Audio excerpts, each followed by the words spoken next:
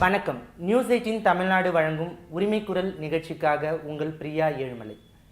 நார்மலாக ஹெல்த் விஷயம்னு பார்த்துக்கிட்டிங்கன்னா உலகம் முழுசும் இன்றைக்கி ரொம்ப பெரிய பிரச்சனையில் தான் இருக்குது.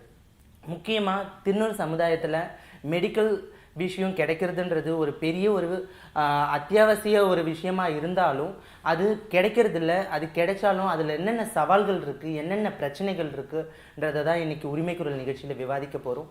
வாங்க. 25 வருஷமாக LGBTIQ மக்களுக்காக உழைச்சிட்டு இருக்க ஒரு திருநங்கை சகோதரன்ற ஒரு அமைப்பு மூலயமா தமிழக அரசாங்கத்துக்கிட்ட நிறையவே போராடி நிறைய உரிமைகளை வாங்கி கொடுத்துருக்காங்க. அமெரிக்க அரசாங்கம் அவங்கள ஒரு விருந்தினராக கூப்பிட்டு அவங்களுக்கு வெள்ளை மாளிகையில் விருந்தும் அழைச்சிருக்காங்க. திருநங்கை ஜெயா, வாங்க மேடம். கடந்த 4 நூற்றாண்டுகளாக LGBTIQ மக்களுக்காக சட்ட ரீதியான சட்ட போராட்டங்களை நடத்தி ஹெல்த் ரீதியாகவும் அவங்களுக்கு நிறைய உரிமைகளை வாங்கி கொடுத்த ஒரு நபர் தான் டாக்டர் எல் ராமகிருஷ்ணன் சார் அவர்கள். அது மட்டும் இல்லாமல் அவர் சாத்தின்ற நிறுவனத்தில் வைஸ் பிரசிடெண்ட்டாகவும் ஓரன் என்ற அமைப்பில் வாலண்டியராகவும் செயல்பட்டு இருக்கிறாங்க. வணக்கம் சார். நம்ம தமிழ்நாட்டில் திருநர் சமுதாயத்திற்கு கிடைக்க வேண்டிய அடிப்படையான மருத்துவம் கிடைச்சிட்டு இருக்கா? இப்போ திருநர் மக்களுக்கு தமிழ்நாட்டில் மருத்துவம் சரியாக கிடச்சின்னு இருக்கா அப்படின்றதுல எனக்கு மிகப்பெரிய கேள்வி இருக்குது. திருநங்கையாக இருக்கட்டும் இல்லை ஒரு திருநம்பியாக இருக்கட்டும், வீட்டை விட்டு வெளியில் வரும்பொழுது அங்கே சாப்பிட்றதுக்கான வழிவகையே ரொம்ப கஷ்டமான ஒரு விஷயம். சரியா? திருநங்கையை எடுத்துக்கணும்னு சொன்னாக்கா கண்டிப்பாக சாப்பிட்ற விஷயத்துக்கு அவங்க ஃபஸ்ட்டு கான்சன்ட்ரேஷன் பண்ணணும். அப்போ எப்போ அங்கே உணவு உறைவிடம் ஓரளவுக்கு ஃபுல்ஃபில் ஆகுதோ அடுத்து தான் அவங்களுடைய ஃபெமினைசேஷனை பார்க்க வேண்டிய சூழல் இருக்குது. அப்போ அப்படி பார்க்கும்பொழுது அவங்க கண்டிப்பாக பணத்தை பொறுத்து கவர்மெண்ட் டாக்டர்கிட்ட போகலாம், கவர்மெண்ட் ஹாஸ்பிட்டலுக்கு போயிட்டு நம்ம பண்ணிக்கலாம் அப்படின்னு சொன்னாக்கா அங்கே டாக்டர்ஸ் எல்லாமே குவாலிஃபைடு டாக்டர்ஸாக இருக்கிறாங்களா அப்படின்றது பெரிய கேள்வி. அந்த குவாலிஃபைடு டாக்டர்ஸாக இருந்தாலும் இந்த மாதிரி திருநங்கைகளுக்கு பிளாஸ்டிக் சர்ஜரி பண்ணி பழக்கம் இருக்கா, அவங்களுக்கு அந்த எக்ஸ்பீரியன்ஸ் இருக்கானாக்கா அதுவும் ரொம்ப குறைவு தான். அப்போ என்ன ஆகுது, நான் பார்த்தேன் எங்கள் ஆர்கனைசேஷனுக்கு வந்திருக்கிற ஒரு திருநங்கை அப்போ தான் கவர்மெண்ட் ஹாஸ்பிட்டலில் போயிட்டு பிரெஸ்ட்டு இம்ப்ளான்ட் பண்ணிட்டு வந்தேன், சிலிக்கான் இம்ப்ளான்ட் பண்ணிட்டு வந்தேன். அப்போ நான் கேட்டேன், இப்போ எப்படிமா இருக்குது, உடம்பு நல்லா இருக்கா? இல்லை ஆண்டி, எனக்கு அங்கே ஒரே குத்தினே இருக்குது, என்னோ ப்ராப்ளமாக இருக்குது, அதை தான் அவங்ககிட்ட சொல்லலான்னு வந்தேன். டாக்டர்கிட்ட போகணும், இல்லை ப்ரைவேட்லேயாவது போய் பார்க்கலாம். இல்லை என்ன இருக்குது பார்க்கலாம் அப்படின்னு பார்த்தாக்கா அங்கே பஸ்ஸு வந்துட்டுருக்கு. அப்போது ஏன் இது டாக்டர்கிட்ட அவர்கிட்டே கேட்கலாம், இல்லை அவரை போய் பார்க்கவே முடியல, அது ரொம்ப கஷ்டமாக இருக்குது, அவரை மறுபடியும் போய் பார்க்குறதோ இது விஷயமா போய் கேட்குறதோ ரொம்ப கஷ்டமாக இருக்குது அப்படின்னு சொன்னான். சரி என்னதான் விஷயம் அப்படின்னு சொல்லிட்டு நான் கூட்டின்னு போயிட்டு அதை பார்க்கும்பொழுது அதை ஸ்கேன் எடுத்து பார்க்கும்பொழுது என்ன பண்ணியிருக்காங்க, அந்த சிலிக்கான் இருக்கு இல்லையா, அதோடு கூட அந்த தோலோடு கூட இந்த தோலை வச்சு தைச்சிருக்காங்க. 2 தையல் அதில் பட்டிருக்கு. அதனால் அவளால் மூவ் பண்ண முடியல, ரொம்ப வலியில் வேதனையிலையும் வந்திருக்கா. அப்போது இதுலேருந்து என்ன தெரிஞ்சுக்கிறோம் அப்படின்னு சொன்னால், கவர்மெண்ட் ஹாஸ்பிட்டலில் திருநங்கைகளுக்கான சிகிச்சை, இந்த பால் மாற்று அறுவை சிகிச்சை தரமானதாக இல்லை அப்படின்ற ஒரு கூற்றுக்கு தான் வர முடியுது. திருநூறு சமுதாயத்தில் இப்போ நம்ம பார்த்தோம் மெடிக்கல் எவ்வளோ பிரச்சனையாக இருக்குது. நான் அந்த பிரச்சனையில் அடிப்பட்ட ஒரு திருநங்கை நானும் ஒருத்தி. இப்போ இந்த 15 வருஷ காலகட்டங்களில் மருத்துவத்துறை எவ்வளவோ முன்னேறி இருக்குது. அந்த முன்னேற்றத்தில் திருநங்கைகளோட மருத்துவ சலுகைகளும் மருத்துவ திட்டங்களும் முன்னேற்றத்தை அடைஞ்சிருக்கா? அவங்களோட ட்ரீட்மெண்ட்ஸ்லாம் எப்படி போயிட்டுருக்கு இப்போ? ஸோ திருநர் மக்களுக்கு இந்த ஜெண்டர் அஃபர்மிங் ப்ரொசீஜர்ஸ் அப்படின்னு சொல்கிறாங்க. அதில் ஜெயா சொன்ன மாதிரி ஒரு சைக்கியாட்ரிக் அசஸ்மெண்ட் தேவை, அப்புறம் hormonal assessment and hormone therapy தேவை. அது எண்டோக்ரினாலஜிஸ்ட்கிற டாக்டர் கொடுப்பாங்க. அப்புறம் ஃபைனலி சர்ஜரி. இப்போது இன்டர்நேஷ்னலாக பார்த்தா இந்த சர்ஜரியில் நிறைய டெவலப்மெண்ட்ஸ் வந்துட்டுருக்கு. குளோபல் லெவலில் ஒரு WPATH, world professional association of transgender health அப்படின்னு ஒரு doctors and transgender community members சேர்ந்து சில கைட்லைன்ஸ் டெவலப் பண்ணியிருக்காங்க. இப்போது ப்ராப்ளம் என்னென்னா, தமிழ்நாட்டிலையும் சரி பாக்கி ஸ்டேட்ஸ்லேயும் சரி இந்த கைட்லைன்ஸ் இந்தியாவுக்கு ஸ்பெசிஃபிக்காக கைட்லைன்ஸ், நேஷ்னல் கைட்லைன்ஸ் ஒன்றும் தயார் பண்ணல. சில ஹாஸ்பிட்டல்ஸ் கைட்லைன்ஸ் தயார் பண்ணியிருக்காங்க. அது எந்த அளவுக்கு அவங்க ஃபாலோ பண்ணுறாங்கன்னு தெரியல. ரெண்டாவது இஷ்யூ இண்டிவிஜுவல் டாக்டர்ஸோட எக்ஸ்பீரியன்ஸ். ஜெயா சொன்ன மாதிரி சில டாக்டர்ஸ்க்கு training, medical training MBBS MD இருந்தால் கூட இந்த மாதிரி திருநருக்கு ஜெண்டர் அஃபர்மிங் சர்ஜரிஸோ வேறு ப்ரொசீஜர்ஸ்க்கோ ஸ்பெஷலைஸ்ட் ட்ரைனிங், அப்சர்வேஷன் அந்த மாதிரி ஸ்கில்ஸ் கொஞ்சம் கம்மி தான். ஸோ இந்த 2008லேருந்து தமிழ்நாட்டில் சில ஃபெசிலிட்டிஸில் எஸ்பெஷலி சென்னையில் வந்து டிரான்ஸ் விமன் தட் இஸ் திருநங்கைகளுக்கு இந்த சர்ஜரி வெஜைனோபிளாஸ்டி பண்ணிகிட்ருக்காங்க. அதில் அவங்க ட்ரையல் அண்ட் எரரில் கொஞ்சம் சில சர்ஜரிஸ் கொஞ்சம் பெட்டராக இருக்கும், சிலது அவ்வளோ நல்லா இருக்காது. அண்ட் இப்போ 2 வருஷமாக வந்து டிரான்ஸ்ஜெண்டர் கிளினிக்னுட்டு ராஜீவ் காந்தி ஹாஸ்பிட்டல்லையும் மதுரை ராஜாஜி ஹாஸ்பிட்டல்லையும் ஆரம்பிச்சிருக்காங்க. அதுவும் கொஞ்சம் பிகினிங்கில் கொஞ்சம் டிஃபிகல்ட்டிஸ் இருந்தது. இப்போ ரீசெண்டாக ஒரு மெட்ராஸ் ஹைகோர்ட் ஆர்டர் வந்துட்டு கோவிட்க்கு அப்புறம் அவங்க திருப்பி அந்த ப்ரொசீஜர்ஸ் எல்லாம் இனாக்ரேட் பண்ணியிருக்காங்க. பட் எந்த அளவுக்கு வந்து அந்த ப்ரோட்டோகால்ஸ் எல்லாம் அவங்க ஃபாலோ பண்ணுறாங்கன்னு இனிமேல் தான் பார்த்தா தான் தெரியும். இப்போ நீங்கள் சொல்லிட்டு இருக்கும்போது இது திருநங்கைகள் மட்டும்தான் இந்த மருத்துவ சலுகைகள் கிடைக்குதுங்களா, இல்லை திருநம்பிகளுக்கும் சரியான முறையில் இது போய் ரீச் ஆகுதுன்னு நினைக்கிறீங்களா நீங்கள்? ஸோ 2008லேருந்து இப்போ ஒரு 2020 வரைக்கும் மெயினாக திருநங்கைகளுக்கு தான் கிடச்சிட்டு இருந்தது. இப்போ ரீசெண்டாக திருநம்பி மக்கள் வந்து நிறைய டிமாண்ட் வாய்ஸ் பண்ணிகிட்டு இருக்காங்க. அண்ட் அவங்களுக்கு வந்து ப்ரொசீஜர்ஸ் இப்போ ஆரம்பிக்குது, பட் இன்னும் பெரிய அளவில் இன்னும் கொண்டு போகல. அண்ட் டாக்டர்ஸ்க்கும் நிறைய ட்ரைனிங் வந்து இதை பற்றி வேணும். அண்ட் அவங்க மென்டல் ஆட்டிடியூடும் வந்து நம்பினா அவங்க வந்து அவங்கள ஃபீமேலாக தான் பார்த்து அவங்களுக்கு வந்து ஒரு யூட்ரஸ் ரிமூவ் பண்ணோன்னா அவங்க நிறைய டாக்டர்ஸ் ஹெசிடேட் பண்ணுறாங்க. அவங்க வந்து குழந்தை பெற்றுக்கலையே, எப்படி நம்ம ஒரு ஹெல்த்தி யூட்ரஸை ரிமூவ் பண்ணலாம். ஸோ அவங்க நிறைய டாக்டர்ஸ்க்கு இந்த திருநம்பியோட விஷயம் வந்து ரொம்ப கம்மியாக தான் அண்டர்ஸ்டாண்டிங் இருக்குது.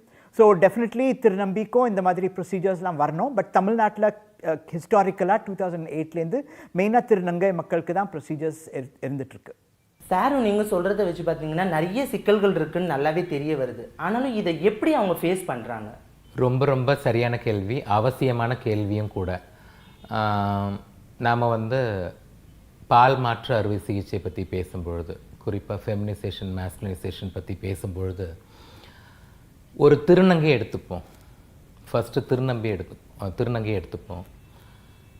திருநங்கை வந்து வீட்டை விட்டு வெளியில் வர, அப்போ வீட்டை விட்டு வெளியில் வரும்பொழுது தன்னுடைய படிப்பை விட்டுட்டு, உற்றார் உறவினர்களை விட்டுட்டு, சொத்து பத்து கூட இருக்கலாம், சொத்து பத்தெல்லாம் கூட விட்டுட்டு, நண்பர்கள்லாம் விட்டுட்டு வெளியில் வரும்பொழுது எதுக்காக வெளியில் வர? தன்னுடைய பெண்மையை போற்றணும், தான் பொண்ணாக ஆகணும் அப்படின்ற ஒரு எண்ணத்தினால தான். வெளியேற்றப்படுறாளா இல்லை அவள் வெளியேறி வராளான்றது செகண்ட்ரி. பட் அப்படி வெளியில் வரும்பொழுது தான் பெண்ணாக ஆகணுன்ற மிகப்பெரிய கனவுகளோடு தான் வர. அப்படி வரும்பொழுது இங்கே அதுக்கான வாய்ப்புகள், மருத்துவ சேவைகள் வந்து எளிதாக கிடைக்கல, அண்ட் வந்து அவங்களுக்கு இலவசமாக கிடைக்கல. அப்படின்னும்பொழுது என்ன பண்ணணும்? அப்போது அதை மீட் பண்ணுறதுக்கு நான் வந்து ஹார்மோன் தெரப்பி எடுத்துக்கணும், இல்லை நான் வந்து பிரெஸ்ட் இம்ப்ளான்ட் பண்ணணும், இல்லை செக்ஷுவல் ரீஅசைன்மென்ட் சர்ஜரி பண்ணணும், இந்த மாதிரியான விஷயத்துக்கு, இல்லை லேசர் ட்ரீட்மெண்ட்டுக்கு போகணும். இதையெல்லாம் எடுத்துக்கணுனாக்கா இட்ஸ் அரவுண்ட் 10 lakhs, 10 லட்ச ரூபாய், 5 லட்சத்துலேருந்து 10 லட்சம் வரைக்கும் தேவைப்படும். நல்ல ப்ரைவேட், ஒரு பெரிய ப்ரைவேட் ஹாஸ்பிட்டலில் போனாக்கா எஸ்ஆர்எஸ்க்கு 3 லட்சத்துக்கிட்டக்க கேட்குறாங்க. நடுத்தரம்னாக்கா 2 லட்சத்துக்கிட்ட வருது. அப்போ அவ்வளோ பணத்துக்கு எங்கே போக முடியும்? அது ஒரு பெரிய பேர்டன் தானே. இப்போ நான் பெண்ணாக ஆகணும், என்ன நான் மாற்றிக்கணும் அப்படின்னு சொன்னால், அப்போ நான் வந்து இதுக்காக நான் சம்பாரித்து ஆகணும். அப்போ அந்த சம்பாதிப்பு எதில் எனக்கு கிடைக்கும்? இது ஈஸியாக. அதுக்காக பாலியல் தொழில் போகிற கட்டாயம் கூட சில திருநங்கைகளுக்கு இருக்குது. அதுக்காக யாசகம் கேட்க வேண்டிய கட்டாயம் கூட சில திருநங்கைகளுக்கு இருக்குது. சரி, அடுத்தது திருநம்பிகளுக்கு வருவோம். திருநம்பிகள் வீட்டை விட்டு அவங்க வெளியேற்றப்படுறாங்களோ இல்லை வெளியேறி வராங்களோ, அப்படி வரும்பொழுது தான் ஒரு ஆணாக நிரூபிக்கணும். ஒரு ஆணாக நிரூபிக்கணுனாக்கா வெறுமனே முடியை கட் பண்ணிவிட்டு பேண்ட் ஷர்ட் போட்டுட்டு இருந்துட்டால் மட்டுமே ஆணாக கருதிட முடியாது. ஸோ அதுக்கு அவங்களுக்குள்ளவே ஒரு வெறி இருக்கும்.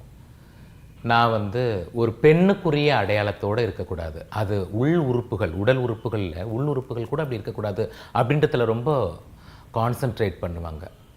ஸோ அப்போ என்னுடைய மார்பகத்தை எடுக்கணும், ஓவரிஸ் எடுக்கணும், யூட்ரஸ் எடுக்கணும், இந்த 3 மிகப்பெரிய சர்ஜரி நான் பண்ணணும் அப்படின்னு சொன்னாக்கா அவங்களுக்கான வாய்ப்பு எங்கே? அட்லீஸ்ட் நான் திருநங்கைக்கு சொன்ன பாலியல் தொழிலோ இல்லது யாசகம் கேட்குறதுலேயே கூட இந்த செலவுகளை மீட் பண்ண முடியும். திருநம்பிகள் எப்படி பண்ண முடியும்? படிப்பும் அங்கே பாதியில் கெடுது அப்படின்னு சொல்லும்போது ஒரு ஆணா அவன் வீட்டை விட்டு வெளியில் வரும்பொழுது அவன் எப்படி வந்து தன்னுடைய இந்த மருத்துவ சேவைகளை செய்ய முடியும்? ப்ரைவேட்டில் போனாக்கா அது பெரிய பிரச்சனைகளை ஏற்படுத்தும். பொருளாதாரத்தில் எப்படி அவங்களால பண்ண முடியும்? மிஞ்சி போனால் ஒரு 7,000 10,000 தான் வெளியில் போயிட்டு அவனால் சம்பாதிக்க முடியும். அப்போ அவனுக்கு இது செய்யணும் அப்படின்னு சொன்னாக்கா கவர்மெண்ட்டு தான் அதுக்கு கை கொடுக்கணும். கவர்மெண்ட்டில் அந்த மாதிரியான ஒரு ஒரு ஒரு எனேபிளிங் என்வாயர்மெண்ட் இருக்கணும். அதோடு கூட தரமான ட்ரீட்மெண்ட் இருக்கணும். அதை தான் நான் அடிக்கடி வலியுறுத்தி சொல்லுவேன். மேம் சொல்லும்போது இதில் நிறைய செலவுகள் இருக்குது, நிறையவே நம்ம வந்துட்டு உழைப்பு போட வேண்டிய ஒரு கட்டாயத்தில் தான் இருக்கும். அப்படின்னும்போது நம்மளுக்கு இது மூலிமா இன்சூரன்ஸோ இல்லை ஹெல்த் கார்டோ அந்த மாதிரியான சலுகைகள் ஏதாவது இருக்குங்களா திருநர்களுக்கு? தமிழ்நாட்டிலையும் சத்தீஸ்கர்லேயும் இந்த ஃப்ரீ சர்ஜரி பண்ணிகிட்ருக்காங்க கவர்மெண்ட் மூலமாக. அண்ட் கேரளா ஸ்டேட்டில் வந்து இது சர்ஜரி பப்ளிக்லேயும் ப்ரைவேட்லேயும் பண்ணி அந்த காஸ்ட் வந்து ரீஎம்பர்ஸ் பண்ணுறாங்க கவர்மெண்ட் மூலமாக. ஆனால் நேஷ்னல் லெவலில் இப்போது ஒன்றும் இல்லை. ஆயுஷ்மான் பாரத்தில் வந்து இன்ட்ரடியூஸ் பண்ண போகிறாங்க அப்படின்னு செய்தி வந்திருக்குது.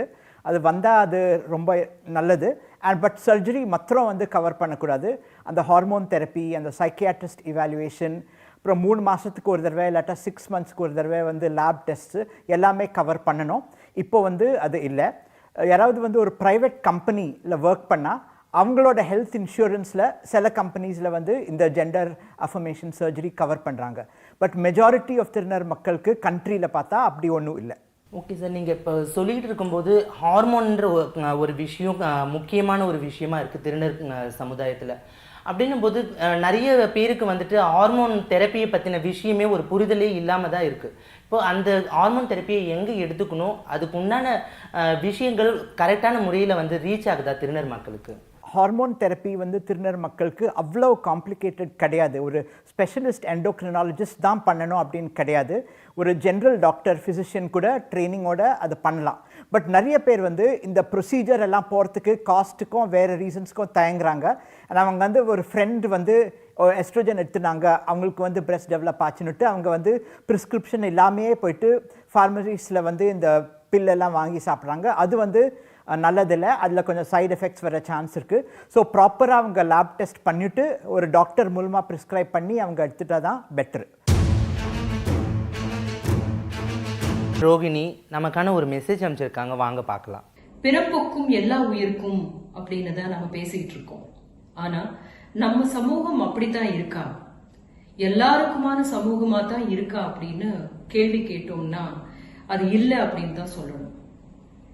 பெண்களுக்கு ஒரு மாதிரியாக, ஆண்களுக்கு ஒரு மாதிரியாக, தாழ்த்தப்பட்டவர்களுக்கு ஒரு மாதிரியாக, ஏழைகளுக்கு இன்னொரு மாதிரியாக, இவை எல்லாத்துக்கும் மேலாக 3ஆம் பாலினத்தவருக்கு வேற மாதிரியாகத்தான் இந்த சமூகம் இருந்துகிட்டு இருக்கு.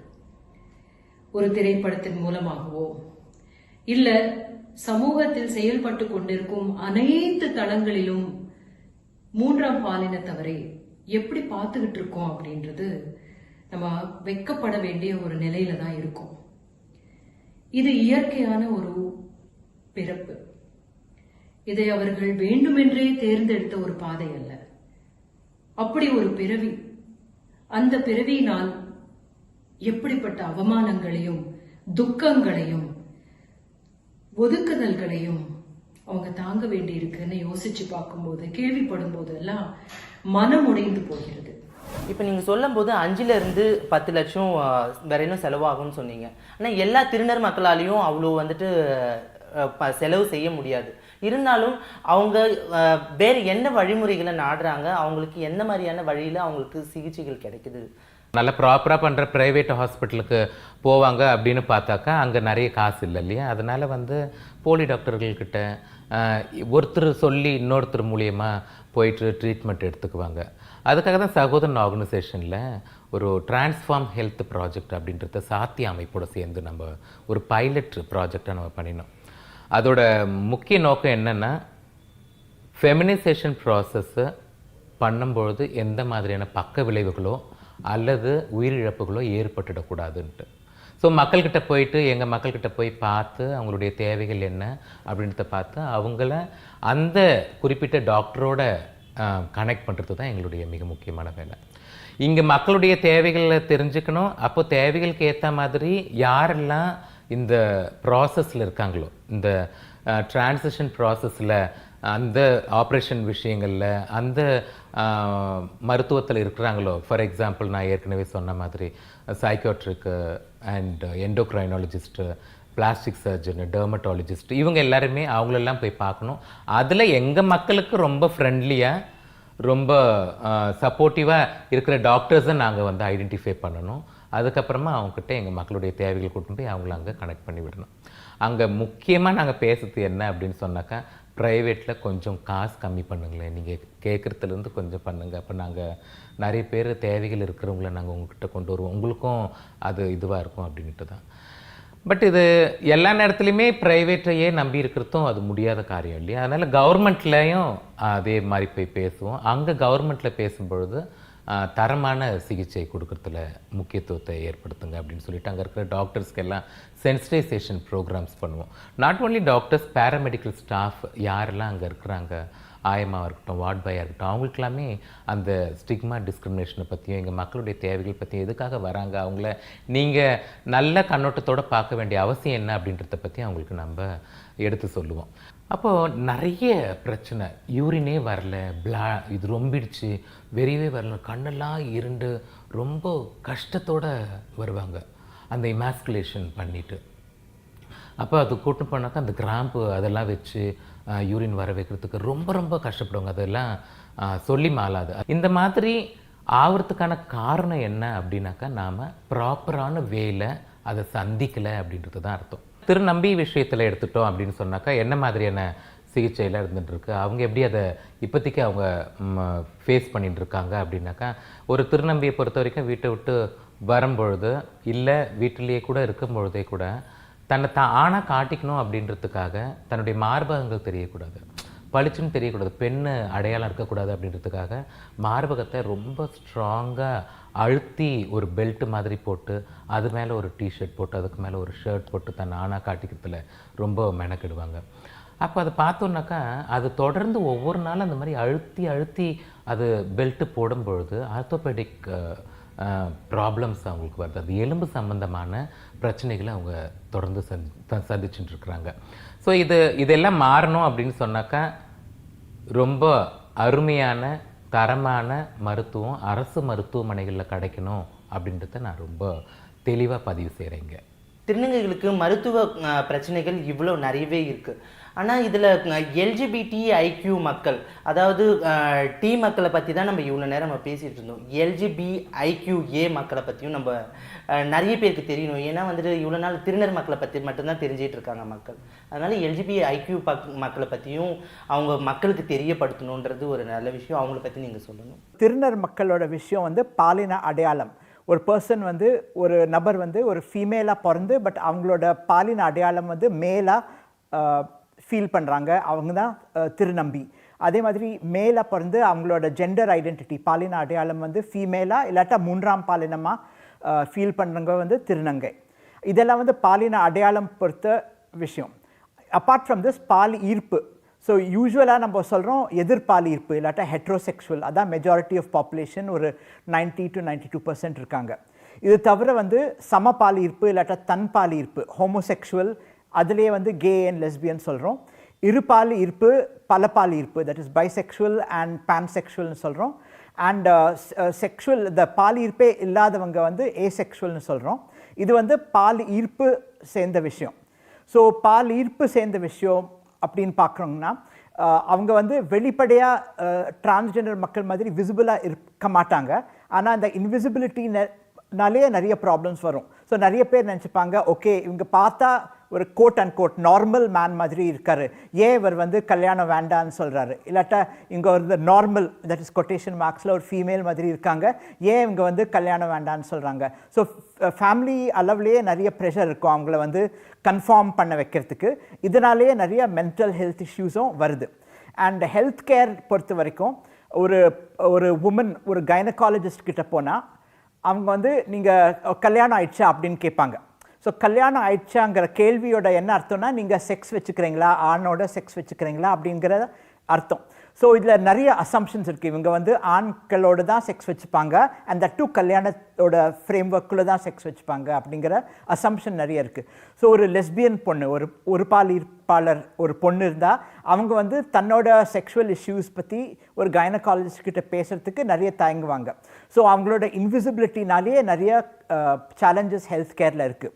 அண்ட் இதோட வந்து ரூட் காஸ் வந்து நம்ம மெடிக்கல் கரிக்குலமில் பார்க்குறப்போ எம்பிபிஎஸ்ஸாகவும் இருக்கட்டும் எம்டியாகவும் இருக்கட்டும் LGBTIQA மக்கள் பற்றி ஜாஸ்தி கவரேஜ் இருக்கிறதில்ல.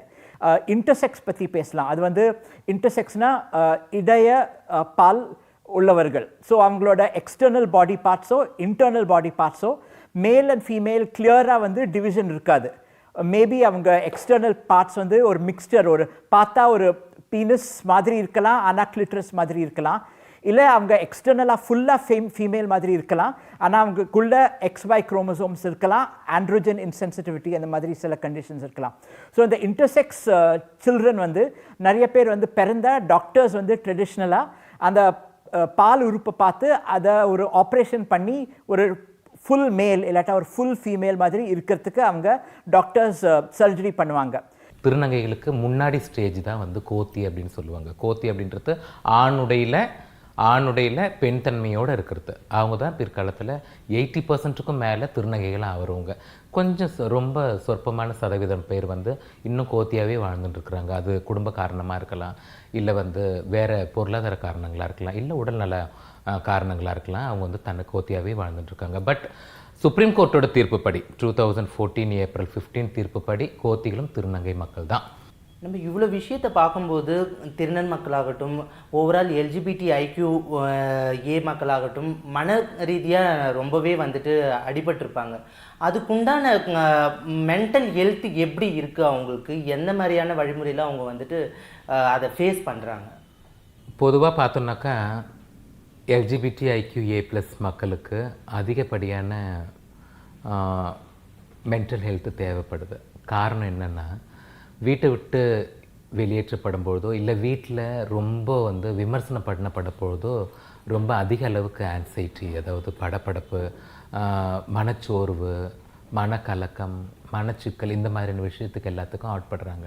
1990 தான் வேர்ல்டு ஹெல்த் ஆர்கனைசேஷன் வந்து ஹோமோசெக்சுவாலிட்டி தன்பால் ஈர்ப்பை வந்து மனக்கோளாறு இல்லை அப்படின்னு சொன்னாங்க. அதுக்கு முன்னாடி வந்து ஹோமோசெக்சுவாலிட்டி பைசெக்சுவாலிட்டி வந்து மனக்கோளாறு, டிரான்ஸ்ஜெண்டரும் மனக்கோளாறுன்னு அப்படி தான் வச்சுருந்தாங்க. ஆனால் இந்த 1990 வேர்ல்டு ஹெல்த் ஆர்கனைசேஷன் இப்படி சொன்னப்போ கூட இந்தியாவில் வந்து அந்த டாக்டர்ஸோட எஜுகேஷன் வந்து அப்டேட் ஆகலை. பழைய டெக்ஸ்ட் புக்ஸ் தான் வந்து ரீப்ரிண்ட் பண்ணிகிட்டே யூஸ் பண்ணிகிட்ருக்காங்க. டிரான்ஸ்ஜெண்டர் பொறுத்த வரைக்கும் ஜெண்டர் ஐடென்டிட்டி டிஸார்டர், பாலின அடையாள கோளாறு அப்படின்னு தான் சொல்லியிருந்தாங்க. இப்போ வந்து WHO மாற்றிருக்காங்க. இது வந்து ஜெண்டர் இன்காங்க்ரன்ஸ், தட் இஸ் பேசிக்லி ஒரு மென்டல் ஜெண்டரும் ஃபிசிக்கல் செக்ஸும் வந்து வேறு இருக்கும், அது சில பேருக்கு இருக்கும் அப்படிங்கிற ரியலைசேஷன் இருக்குது.